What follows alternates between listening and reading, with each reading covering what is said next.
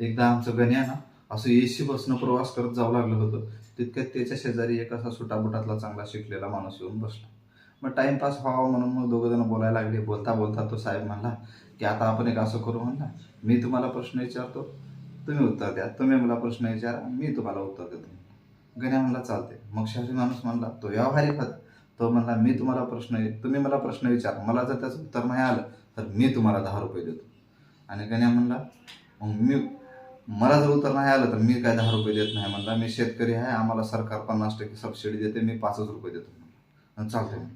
मग शहरी माणसाचा आत्मविश्वास वाढलेला तो असं म्हणला, विचारा मला काय विचारायचे ते. मग गण्यानं म्हणलं आता हे काय कटकट लागले म्हणलं, असं मी मस्त झोपावं म्हणलो होतो म्हणलं. आणि मग बरं जाऊ द्या म्हणला, त्याला प्रश्न विचारला की नाही, असं काय आहे जे डोंगर चढताना 2 पायानं चढते आणि 3 पायानं उतरते.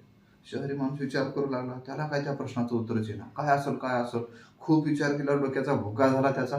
आणि मग तो मोबाईल काढला, गुगलवर सर्च केला, ChatGPTवर सर्च केला, कुठं सापडत नाही. हा मग हरल्यासारखा म्हणतो, हे घ्या 10 रुपये म्हणतो मामा, आणि मला व्हायचं उत्तर सांगा.